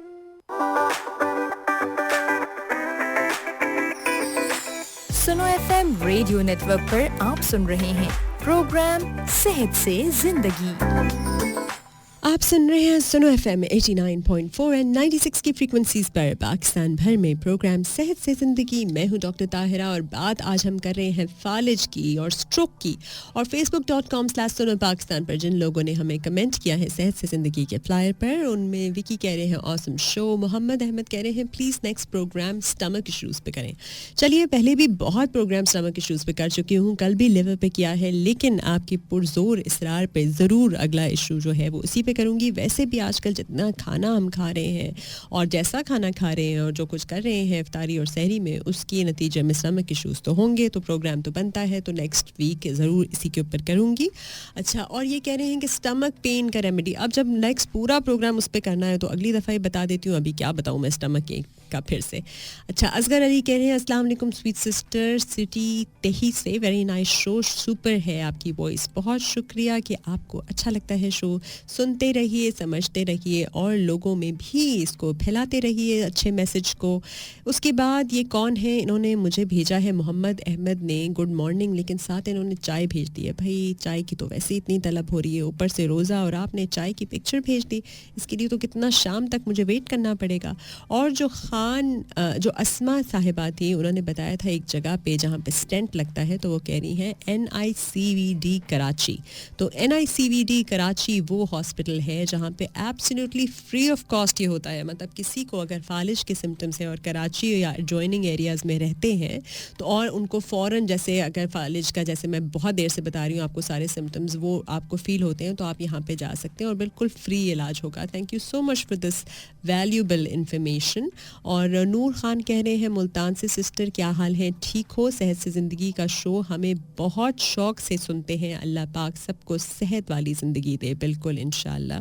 05111111894 पर आप हमें कॉल कर सकते हैं। जी अस्सलाम वालेकुम। जी कौन? मैं ठीक हूँ, कौन बोल रहे हैं, कहाँ से? मैं कैप्टन काशिफ बात कर रहा हूँ लाहौर से। जी कैप्टन साहब, आप आर्मी के कैप्टन हैं? जी। ऑलराइट, जी बताइए। अच्छा, मैं सिर्फ ये पूछना चाह रहा हूँ कि एक तो ये आपका ये जो प्रोग्राम है, इसको दोबारा रिपीट सुनने के लिए हम क्या कर सकते हैं? ये रिपीट तो ये होता जो नहीं। नहीं, हाँ, इंटरनेट पे भी अवेलेबिलिटी नहीं होती। इंटरनेट पे फ़िलहाल तो नहीं होती अनफॉर्चुनेटली। मैं इनको कहूँगी कि आर्काइव करा करें शोज़ को, और किसी तरह पिछले 1.5 साल से चल रहा है प्रोग्राम। अनफॉर्चुनेटली रिपीट टेलीकास्ट नहीं होता। मैं फिर कहती हूँ, रिक्वेस्ट करती हूँ दानिश से कि कुछ करें और इसको किया करें रिपीट। क्योंकि आज जो आपकी बातें सुन के बहुत अच्छा लगा, और दैट वाज अ थॉरो, अच्छा, थरो लेसन ना, सुबह सवेरे का लेक्चर मिल गया आपको। नहीं, लेक्चर नहीं, it was really a blessing to have. अच्छा, चलिए, बहुत बहुत तो शुक्रिया। मुझे ये बताइए कि आप लोग प्रैक्टिस भी करती हैं? जी जी, बिल्कुल करती हूँ। मैं एडवांस डायग्नोस्टिक सेंटर है G8 मरकज़ इस्लामाबाद में, वहाँ पे प्रैक्टिस करती हूँ। तो आप एडवांस डायग्नोस्टिक सेंटर में। आपका नाम? Doctor Tahira Shahid. Doctor Tahira Shahid, thank you. चलिए, बहुत बहुत शुक्रिया, thank you. 051 thank you very much. 051-111-111-894 पर आप हमें कॉल कर सकते हैं। हम बात कर रहे थे कि स्ट्रोक की ट्रीटमेंट क्या है। तो एंटी प्लेटलेट और एंटी कोएगुलेंट मेडिसिन दी जाती है, जो 24 hours with in 48 hours 24 to 48 hours के बीच में, जब एंटी कोएगुलेंट या एंटी प्लेटलेट, उसका मतलब होता है कि जो चीज़ क्लॉटिंग कर रही है, अगर तो स्ट्रोक आपका इस्कीमिक है, मतलब खून के अंदर क्लॉटिंग की वजह से है, जमने की वजह से है, तो उसको डिज़ोल्व करने के लिए आपको एंटीकोएगुलेंट या एंटीप्लेटलेट दिया जाता है। थ्रोम्बोलिटिक ड्रग भी इसे कहते हैं। अक्सर आपने सुना होगा TPA के नाम से, एल्टेप्लेस के नाम से, टिश्यू प्लाज्मिनोजन एक्टिवेटर के नाम से होती है, और वो बहुत क्विकली जो है वो ब्लड को डिज़ोल्व कर देती है। और इसीलिए हम कहते हैं कि जितना जल्दी आपने हॉस्पिटल आप ले गए और ये वाला इंजेक्शन आपको TPA का लग गया, उतना बेहतर है। और ये मैं इंजेक्शन के नाम इसलिए ले रही हूँ क्योंकि कोविड के बाद ना आम पब्लिक को भी बड़ा पता चल गया है। एसेटेम्ब्रा, रेमडेसिविर बड़े आराम से बोल रहे होते हैं ना, कि तो पता होना चाहिए भाई कि लग रहा है तो क्या लग रहा है। जैसे एसेटेम्ब्रा भी लग रहा होता है, तो वो असल में इम्यूनो सप्रेसेंट होता है। उसका मतलब होता है कि वो अगर कुव्वत मुदाफ़ित बहुत ज़्यादा एक्टिव हो गई कोरोना में, तो वो तब लगना होता है। उसी तरह रेमडेसिविर एंटीवायरल होता है, वो वायरस का आपका बहुत ज़्यादा लोड है तब वो लगाया जाता है। तो ये पता होनी चाहिए कि कौन सा इंजेक्शन कब लगना है। तो TPA आपको तब लगेगा जब आपको इस्कीमिक स्ट्रोक होगा। फिर थ्रोम्बेक्टमी होती है। उसमें क्या होता है कि एक कैथेटर, एक ट्यूब सी डाली जाती है आपके ब्लड वेसल के अंदर, आपके सर के अंदर, ताकि वो क्लॉट को जो है वो निकाल दिया जाए। एक सर्जरी होती है, और ये भी अगर 6 से 24 घंटे के बीच में हो तो बड़ा सही है। स्टेंट, जैसे हमें अभी वो डॉक्टर अस्मा ने हमें बताया, वैसे वो भी होता है कि अगर आपकी आर्टरी वॉल्स वीकेंड हैं, तो उस जो नैरो हुई भी आर्टरी है उसको सपोर्ट करने के लिए एक स्टेंट डाला जाता है। तो ये जो सर्जरीज हैं, ये डॉक्टर परफॉर्म करता है ब्लड क्लॉट या प्लेग को निकालने के लिए, कभी कैथेटर से, कभी दूसरे तरीके से, किसी तरह से ब्लॉकेज से आपको निकालने के लिए। हेमरेजिक स्ट्रोक जो होता है, जिसमें ब्लीडिंग हुई भी है, जिसमें लीक है, जाहिर है उसके अंदर तो आप एंटी प्लेटलेट, एंटी कोएगुलेंट नहीं देंगे। उसमें आप क्या करेंगे, उसमें थोड़ा सा आपका डिफरेंट हो जाता है। जो आपकी मैनेजमेंट होती है, उसमें क्लैंपिंग होती है। क्लैंपिंग मतलब जहाँ पे हो रही है आपकी ब्लीडिंग, उसको रोका जाए। कॉइलिंग होती है, वो भी जो है जहाँ पे वो वीकेंड ब्लड वेसल है, उसके अंदर एक कॉइल लाइक डिवाइस दी जाती है, ताकि वो आपको कर सके, उसकी जगह पे रोल प्ले कर सके। तो ये बड़ी इंपॉर्टेंट किस्म की आपकी सर्जरीज होती हैं। या फिर अगर बहुत ज़्यादा नुकसान हो गया तो क्रेनियोटमी होती है, जिससे प्रेशर जो है, जो प्रेशर ब्लीडिंग से जो प्रेशर बिल्डअप हो रहा है, वो आपका क्या कह सकते हैं, उसको रिलीव कर सकें। तो TPA आपका हो गया। एंटीकोएगुलेंट्स में आपने सुना होगा वारफरिन, कॉमेडिन की वजह वगैरह होती हैं, लेकिन ये सब आपने सिर्फ और सिर्फ जब डॉक्टर आपको प्रिस्क्राइब कर देता है, चाहे वो वारफरिन हो, चाहे क्लोपिडोग्रेल जेल हो, जैसे प्लेविक्स भी कहते हैं, और या फिर आपकी जो जितनी भी मेडिसिन हैं, TPA हो गया, एंटीप्लेटलेट ड्रग्स, एंटीकोएगुलेंट्स, उसमें आपने उस तरह फॉलो करना है। ब्लड प्रेशर आपका हाई है तो ब्लड प्रेशर मेडिकेशन होती है। स्टैटिन्स दिए जाते हैं अगर आपका जो आप बड़े कॉमनली खाते भी हैं, आपका लिपिटोर, ज़ोकोर वगैरह जो होती है, वो दी जाती हैं अगर आपका कोलेस्ट्रॉल रेज्ड है। अब अगर हो गया है स्ट्रोक और स्ट्रोक से आपने रिकवर होना है, तो वो बड़ा इंपॉर्टेंट है, और उसके लिए स्पीच थेरेपी सबसे ज़्यादा इंपॉर्टेंट है। उसमें आपने बाकायदा स्पीच थेरेपिस्ट को हायर करना है। कॉग्निटिव थेरेपी बड़ी इंपॉर्टेंट होती है, जिसमें क्योंकि बिहेवियर भी चेंज होता है, मूड भी चेंज होता है, तो आपका ऑक्यूपेशनल थेरेपिस्ट, आपका फिजियोथेरेपिस्ट और आपका स्पीच थेरेपिस्ट, ये तीनों मिल के उनको हेल्प करते हैं रिवाइव करने, रिस्टोर करने। फिजियोथेरेपिस्ट मेक श्योर करता है कि बॉडी की मूवमेंट्स वापस आएँ, बॉडी के अंदर एक्सरसाइजेस होती हैं, टेंस मशीन से उसको बाकायदा एक्टिवेट किया जाता है ताकि वो कॉन्ट्रैक्ट करें मसल, बेड सोर्स वगैरह को प्रिवेंट किया जाता है, पोजीशन हिलाई जाती है। उसी तरह से आपका स्पीच थेरेपिस्ट बोलने में मदद करता है, कॉग्निटिव थेरेपी वाले ऑक्यूपेशनल थेरेपिस्ट आपके बिहेवियर को कंट्रोल करते हैं। 05111111894। जी अस्सलाम वालेकुम। हेलो, वालेकुम सलाम जी, कौन बोल रहे हैं, कहाँ से? दादू से अनवर शाही मैडम। जी बताइए। डॉक्टर साहबा, मेरी उम्र जो है 71 में चल रहा हूँ अभी, माशाल्लाह। जी माशाल्लाह, अल्लाह में आपको और अल्लाह का एहसान है, सेहतमंद हूँ। मुझे तकरीबन बस कोई समझेगा कि 40-45 साल का है। वाह जी वाह। हमारे खानदानी बस होते हैं इंसान के। क्या है भाई उसका, मुझे बताए ना, ताकि मैं भी वही वाली जड़ी बूटी खाऊं। अरे ना कोई से बात नहीं, बस ज़हन में सोचा न करे, किसी मसल को डीप न ले। करने वाला मौला है, उससे दुआ माफी मांगनी चाहिए मालिक से। अच्छी बात आपने की है, वाकई हम ये जो टेंशन लेते हैं जो ये भी हमें चीज है वो मालिक से माफी मांगनी है। आजकल तो रमजान का महीना चला है, जितनी दुआ मांगो खैर है। दुनिया के लिए, मुसलमान के लिए मुसीबत हो ही नहीं सकती।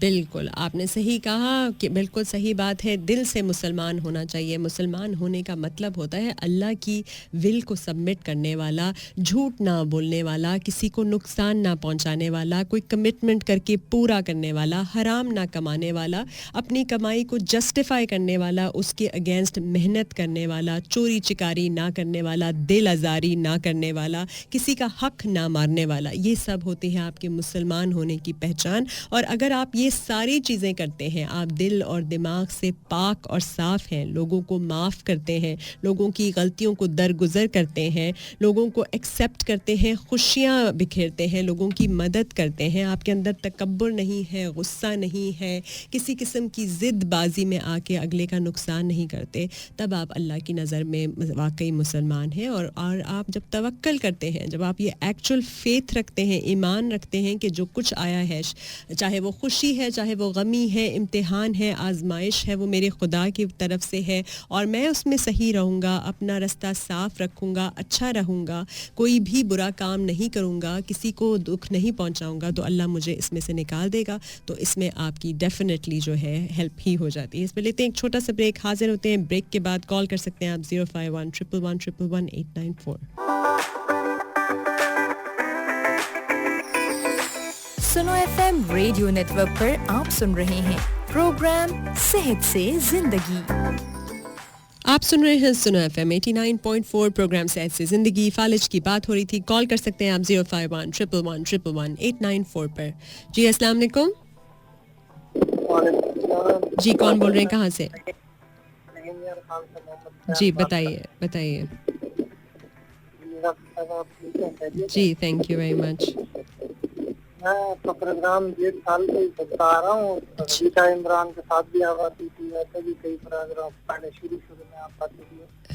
मेरा कोई ऐसा मसला तो नहीं है, बस आपसे दुआ सलाम के लिए कॉल की। प्रोग्राम अच्छा होता है, कि हम भी ट्राई करें। थैंक यू, बहुत बहुत शुक्रिया आपका। बिल्कुल इस एक्सक्लूसिव मेरे अपने प्रोग्राम को, सेहत से ज़िंदगी को भी अब साल से ज़्यादा हो गया है। उससे पहले डिफरेंट प्रोग्राम्स में भी आती रहती थी, अभी भी आती रहती हूँ। Thank you so much for listening. जिन लोगों ने facebook.com/sunopakstan पर कमेंट किया, उनमें मोहम्मद कह रहे हैं very good show, may Allah give you happy and healthy life with a lot of development. Thank you very much. Same to you. Fahad S कह रहे हैं you're beautiful. मैं तो आपको देखते ही दिल दे बैठा और उन्होंने एक बड़ा सा दिल भी भेजा है, बहुत ज़बरदस्त। ये दिल धड़क रहा है तो बड़ा अच्छा लग रहा है। हम सबको दिल दे बैठे तो हम क्या ही बात है, हम दरगुजर करना सीख लेंगे। जी अस्सलाम वालेकुम। जी कौन बोल रहे हैं, कहाँ से? मैडम कश्मीर से असद बात कर रहा हूँ। जी बताइए। मैडम जी, अगर किसी को ये इसका मसला हो ना, स्ट्रोक का, जी, तो ये इस्लामाबाद G84 में एक सिटी हॉस्पिटल है, उसमें जो है वो इसका बड़ा अच्छा इलाज है। कौन सा हॉस्पिटल है? City hospital G84। City hospital? जी मैडम। अच्छा चले, मेरे बच्चे को भी इस तरह का मसला था। ठीक है, वो अब बेहतर है। चले, वेरी नाइस। वैसे आप लोग जितने भी रिहैबिलिटेटिव मेडिसिन की जगह हैं वहाँ पे जा सकते हैं, जैसे मैंने कहा, जहाँ पे स्पीच थेरेपिस्ट हो, फिजियोथेरेपिस्ट हो, ऑक्यूपेशनल थेरेपिस्ट हो। जी 05111111894। जी अस्सलाम वालेकुम। जी कौन बोल रहे हैं, कहाँ से?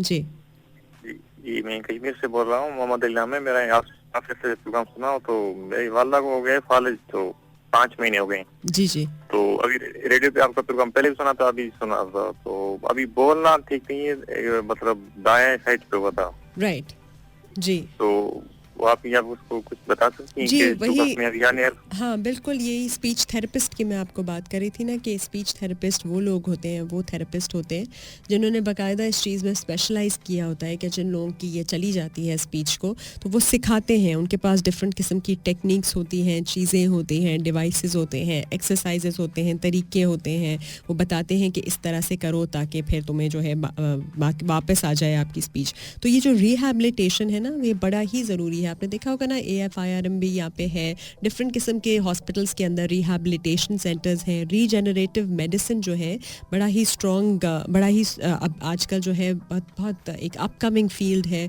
बहुत सारे हॉस्पिटल्स इसके लिए डेजिग्नेटेड हैं, उधर आप ले जाइए तो बाकायदा थेरेपी दी जाएगी, स्पीच थेरेपी, फिजिकल थेरेपी और आपके साथ साथ कॉग्निटिव थेरेपी जो हेल्प करेगी उनको रिवाइव करने में। जी 05111111894।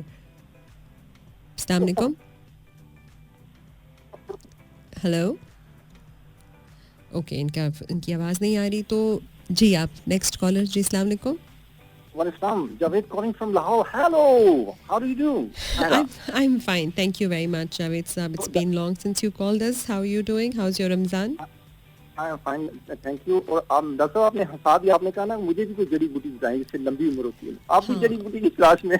हाँ, तो जड़ी बूटियाँ ही तो होती है। देखिए, हर दवाई के अंदर भी जड़ी बूटी होती है, दवाई कोई और चीज़ तो नहीं होती, वो भी जड़ी बूटी होती है। और आपको पता है दुनिया तो ऑर्गेनिक हुए चले जा रही है, हर चीज़ ऑर्गेनिक खालिस खाई जाए तो वो ज़्यादा बेहतर है। पहले हम लोग टिन और कैन वाली चीज़ों को जो मॉल में पड़ी होती थी समझते थे ये एक्सपेंसिव हैं, ये ज़्यादा अच्छी हैं, पर प्रूव ये हो रहा है कि नहीं, जितनी चीज़ आप ओरिजिनल अपने गार्डन में से या खेत में से डायरेक्ट लेंगे या रेडी में पे से लेंगे जिस पे कोई किस्म की पैकेजिंग शामिल नहीं होगी, प्रोसेसिंग शामिल नहीं होगी, वो उतनी अच्छी होगी।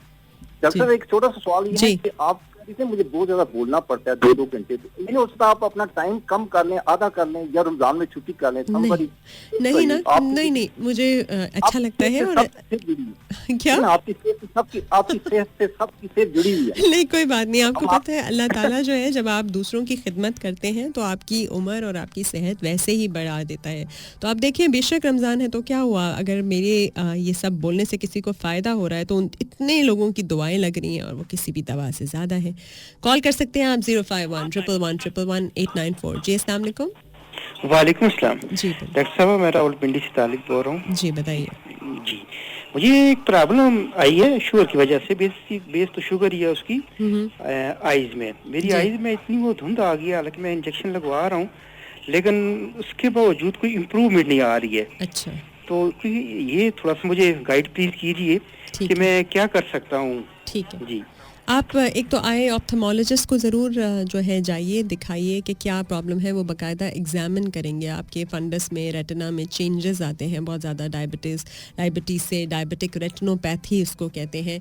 ये प्रॉपर ऑप्थेमोलॉजिस्ट देखेगा, फिर आपको उसमें गाइड करेगा, शुगर कंट्रोल भी करनी पड़ेगी, फिर आई का किस तरह से उन्होंने हल करना है वो आपको ही बेहतर बता पाएंगे। अगर खुदा न खास्ता कैटरैक्ट वगैरह या कोई ऐसी चीज़ है तो उसकी सर्जरी होगी, या जो भी फिक्सेशन करनी है फिर वो उस हिसाब से आपको करेंगे और साथ शुगर कंट्रोल की तरफ भी बढ़ेंगे।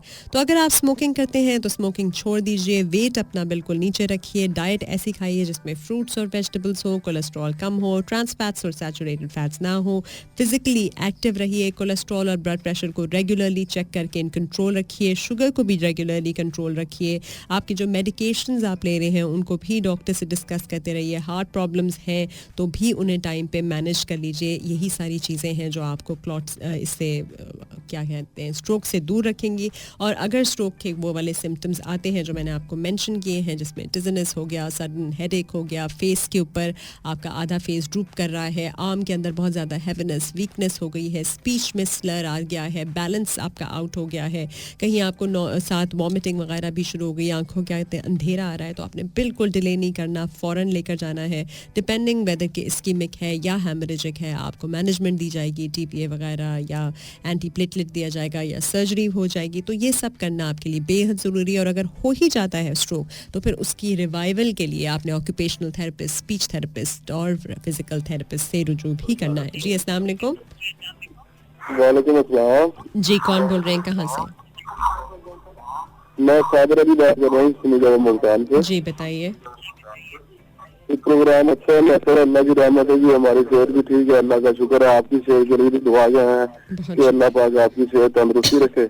बहुत बहुत शुक्रिया, थैंक यू वेरी मच। हाँ जी, हर सुनने वालों को सलाम। थैंक यू जी, बहुत शुक्रिया, थैंक यू सो मच। बहुत ही अच्छे हमारे कॉलर सारे। 0511111189 जी अस्सलाम वालेकुम। वालेकुम सलाम जी बताइए। मैडम ये शो आप कर रही हैं हेल्थ के हवाले से? जाहिर है मैं ही कर रही हूँ, जब शो मेरा है और मैं डॉक्टर हूँ तो मैं ही करूँगी। अच्छा मैडम ऐसे है कि पहली बात ये है कि ये सर्विस जो है नेटवर्क की जी पाकिस्तान के तमाम शहरों में सुनाई नहीं देती। एक तो इससे जरा नजरसानी होनी चाहिए। दूसरा ये है कि ये जो आपकी बातें होती है ना, इनको सीडी की शक्ल में या यूएसबी में कोई तरह महफूज करके बाद में भी हम जैसे अगर मैं अभी सफर करके आया था तो ये मैंने ऑन किया तो ये आपकी बातें सुन रहा था मैं, तो नॉलेज में इजाफा होता है। तो मैं चाह रहा था क्योंकि ये इस तरह की बातें तो कम ही लोग डॉक्टर बताते हैं। सही बात। आप तो फ्री ऑफ कॉस्ट बता रही है ना। जी बिल्कुल। और मैं बिल्कुल, एक और कॉलर ने भी आज यही कॉल करके कहा है कि रिपीट टेलीकास्ट भी होना चाहिए, तो मैं आज बिल्कुल रिक्वेस्ट करती हूँ दानिश से और कहती हूँ कि किसी तरह से इसका कोई रिपीट टेलीकास्ट या कोई आर्काइव बनाएं जहाँ पे ये अवेलेबल हो रिपीट प्रोग्राम, ताकि आप लोग इसको सुन सकें। Thank you so much for liking it. देखिए मेरा तो सारा कुछ यहीं पर पूरा हो गया ना, जो कह रहे थे थकन, मेरी तो थकन ख़त्म हो गई ये सुन के कि आपकी थकन इसकी वजह से दूर हो रही है। तो अल्लाह में आपको लंबी उम्र, सेहत और तंदुरुस्ती अता फरमाए। 0511111894 लेंगे एक छोटा सा ब्रेक, हाजिर होते हैं ब्रेक के बाद। सुनते रहिए सुनो FM 89.4।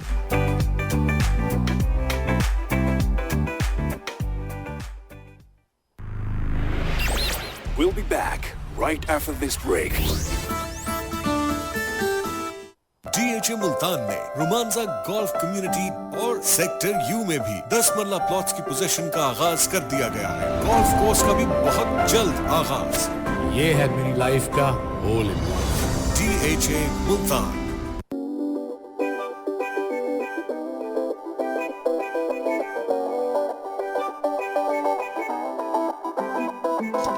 आप सुन रहे हैं सुनो FM 89.4, प्रोग्राम है सेहत से जिंदगी। 0511111894 जी अस्सलाम वालेकुम। जी अस्सलाम वरहमतुल्लाहि वबरकातुहू। डॉक्टर साहब खैरियत से हैं? जी बिल्कुल, बहुत शुक्रिया। आप कैसे हैं? सब प्रोग्राम माशाल्लाह बहुत अच्छा चल रहा है। हसन अली मुजफ्फरगढ़ से बात कर रहा हूँ। जी बताइए। जो आपका मौजूद चल रहा है जी उसकी मुनासिबत से सवाल है कि एक हमारे रिश्तेदार हैं, उनको आलूदगी की हालत में पूरा जिस्म मफलूज हो जाता है। ठीक है। तो वो पूरे होश में नहीं होते हैं, सोते हैं तो उनको महसूस होता है कि बिल्कुल हरकत बंद हो जाती है, बस आंखें टिमटिम आ रही होती हैं या बस थोड़ा सा हिल नहीं सकते। मतलब मैं समझा नहीं पा रहा हूँ, शायद आप नहीं मुझे समझ आ गई। इसको स्लीप पैरालिसिस भी कहते हैं। जी जी, इससे थोड़ा सा काइंडली अगर आप हाँ, एक तो स्लीप पैरालिसिस में ये होता है कि आपको मैं बताऊं कि पहले तो जाके आप इनको एवेल्यूएट कर लें कि इनको कहीं हाइपरटेंशन मतलब खून मतलब ब्लड प्रेशर रेस तो नहीं है, कोई दिल का मसला तो नहीं है, जो इनकी आर्टरीज हैं चाहे वो हार्ट की हैं चाहे वो ब्रेन की है उसमें कोई मैलफॉर्मेशंस, कहीं पे क्लॉटिंग, ये सारे मसले तो नहीं है। अगर तो ये स्ट्रोक के कैंडिडेट नहीं है तो बहुत सारे लोगों को ना स्लीप पैरालिसिस होता है, उसमें उनकी नींद पूरी नहीं हुई होती, तो जब उनकी वो भी हो जाता है। और थोड़ा सा ना ये एक मेंटल इशू भी इसको हम कह सकते हैं, sort of a mental issue भी ये होता है। और उसमें एंजाइटी और जो है ना वो बहुत बड़ा रोल प्ले करती है, लैक ऑफ स्लीप। और जब सोते भी हैं तो बिल्कुल सही वाला नहीं सो रहे होते, तो उसमें डॉक्टर्स डिफरेंट किस्म की चीज़ें प्रिस्क्राइब करते हैं। कई लोग एंटी डिप्रेसेंट्स भी करते हैं, कुछ लोग जो हैं आपको मेलाटोनिन वगैरह भी दे देते हैं, लेकिन as such it doesn't hurt you. But आप इसके लिए थोड़ी सी अगर एक्सरसाइजेस करें, डीप ब्रीदिंग एक्सरसाइजेस करें, रिलैक्सेशन टेक्निक्स ले लें, कैमोमिल या कोई रिलैक्सिंग टी ले लें, थोड़ा सा अपनी बॉडी और माइंड को कोई एक्सरसाइज दें और थकाएं, तो फिर उसमें जो है बेहतर हो सकता है ये स्लीप पैरालिसिस। पर ये है काफ़ी कॉमन चीज़ है। स्लीपिंग पोजीशन अपनी कंफर्टेबल कर लें, डार्क रूम करके, साइलेंट रूम करके, अच्छा सा मतलब आपने दिन के वक्त नहीं सोना, रात को वक्त ही सोना है। और जैसे मैंने कहा ना कि कोई थोड़ी सी साइकोथेरेपी इनके लिए बड़ा ज़रूरी होती है, तब ये बेहतर हो जाता है। बहुत सारे लोगों को होता है इसको, बाकायदा स्लीप पैरालिसिस के अंदर ये आता है। ठीक है। 0511111894 जी अस्सलाम वालेकुम। वालेकुम सलाम जी, कौन बोल रहे हैं? मोहम्मद इरशाद बात कर रहा हूँ तालके सेवन शरीफ सिंध से। जी, कैसे हैं आप? अल्हम्दुलिल्लाह, आप मैडम सुनाएं, आप कैसे? बिल्कुल ठीक, आप बताइए क्या हो रहा है? अल्हम्दुलिल्लाह, बस आपका शो सुन रहा हूँ, माशाल्लाह तमाम बेहतरीन शो आपका सुन रहा हूँ।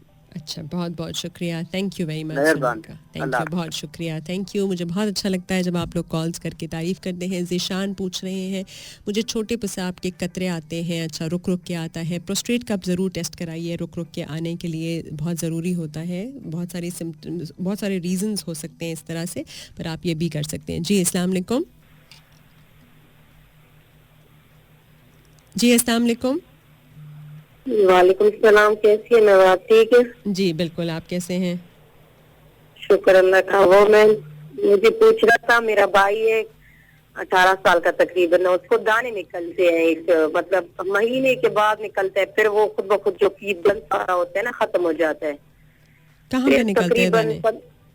हाँ, जैसे ऐसी गलत जगहों पे निकलते हैं, जैसे अंडर आर्म्स हो गए, ये कोहनी के उसके ऊपर इस तरह ना। ठीक है, बिल्कुल। और दूसरा मैम, ये मेरे अम्मी का मसला है, पटों का मसला है, उसका मतलब सही से इलाज नहीं हो पाता। जिस डॉक्टर के पास भी जाती कोई कहता है खून गाढ़ा हो गया, कोई क्या कहता है, मतलब पीछे पटों का भी, हाथों में भी दर्द, घुटनों में, तो मतलब क्या करे इस तरह का, उसका पता चले कि ये क्या मसला है। हाँ, ये पटों का है, क्या है, कौन से टेस्ट का है, प्लीज ये बताएं। ठीक है, मैं बताती हूँ।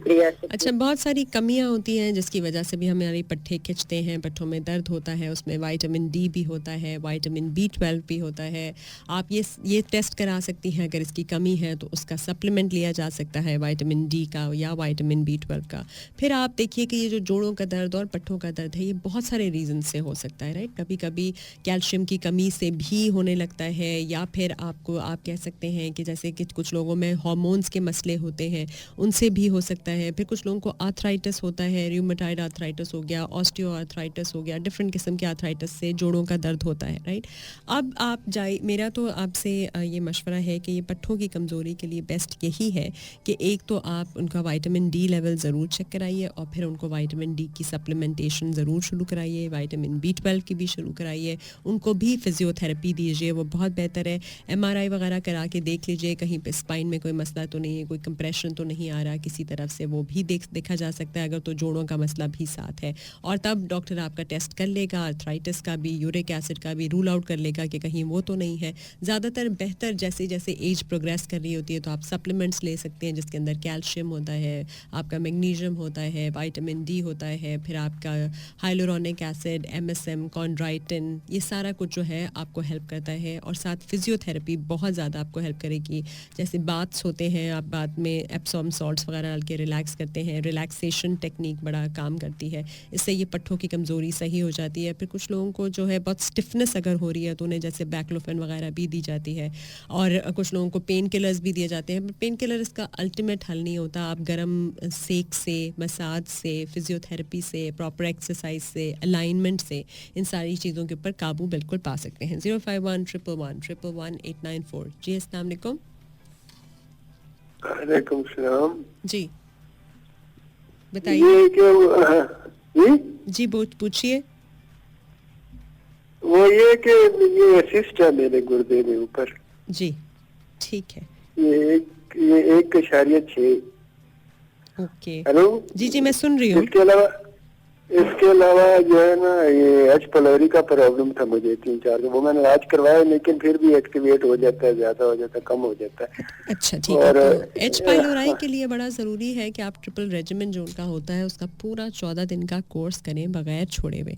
उसमें आपका जो क्लेरिथ्रोमाइसिन है, मेट्रोनिडाजोल है, साथ प्रोटॉन पंप इनहिबिटर और मेप्रोजोल जो होती है वो दी जाती है, और कहा जाता है कि पूरे 14 दिन इसको फॉलो करें। तो वो फॉलो करना है, साथ सही गट हेल्थ का ख्याल रखना है, प्रोबायोटिक्स लेने हैं, मतलब आपके दही वगैरह का आपने इस्तेमाल करना है, ये देखना है, और डॉक्टर को दिखाना है कि वो ख़त्म हो गया है कि नहीं है। सिस्ट का भी उसी तरह से आपको फिर प्रॉपर इलाज आके नेफ्रोलॉजिस्ट से कराना पड़ेगा। आप उसको इग्नोर मत कीजिए, अगर तो वो सिम्टोमेटिक है, नहीं है, वो आपको देख के, आपका अल्ट्रासाउंड करके आपके दीगर टेस्ट करेगा, urine analysis, RFT, renal function test, और फिर बताएगा कि आपके सिस्ट को क्या करना है। जी 051-111-111-894। जी बताइए।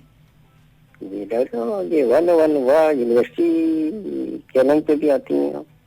नहीं जी, मैं उस पे नहीं आती, मैं सिर्फ सुनो FM 89.4 पे आती हूँ हर बुध और जुमेरात 11 से 1 बजे रमज़ान में, और रमज़ान के बाद 12 से 2 बजे।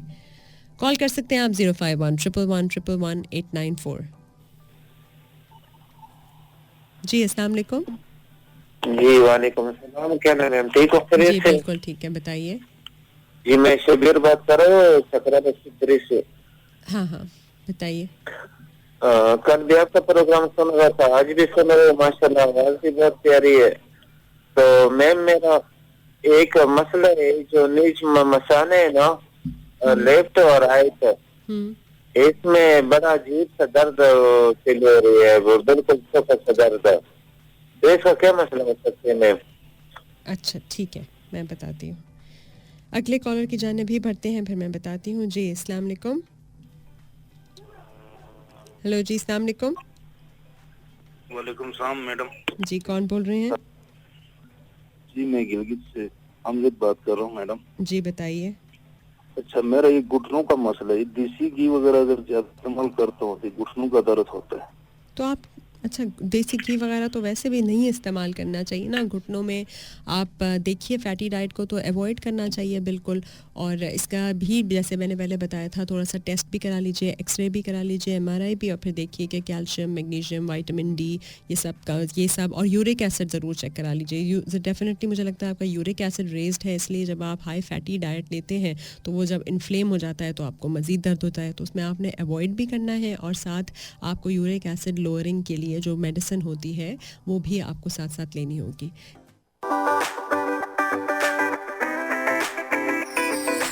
सुनो FM रेडियो नेटवर्क पर आप सुन रहे हैं प्रोग्राम सेहत से जिंदगी। आप सुन रहे थे सुनो FM 89.4 और हम बात कर रहे थे स्ट्रोक की, और अब हम बाकी जो मैसेजेस हैं और सारा कुछ है वो नेक्स्ट वीक शामिल करेंगे। मुलाकात होगी आपकी वेंसडे और थर्सडे 11 से 1 बजे, तो वेंसडे को फिर हम मिलेंगे। और जो बाकी जिन लोगों ने क्वेश्चंस पूछे थे ब्लैडर से रिलेटेड, मसाने से रिलेटेड और स्टमक पेन से रिलेटेड, उन सब के मैं आंसर ज़रूर करूँगी। इस वक्त इजाज़त दीजिए, प्रोग्राम का वक्त ख़त्म होता है। सुनने का बहुत बहुत शुक्रिया। Have a happy second week of Ramzan. अल्लाह हाफिज़।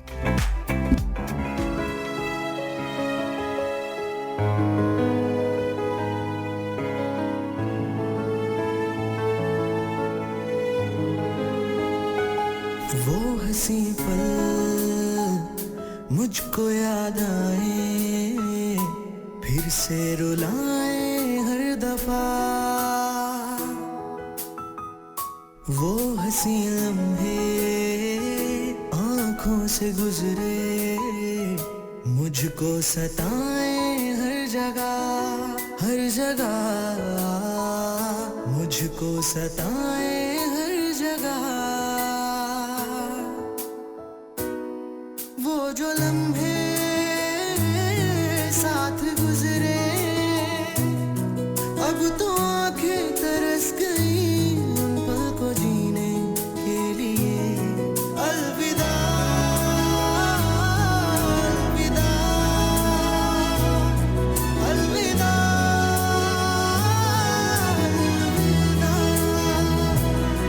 अलविदा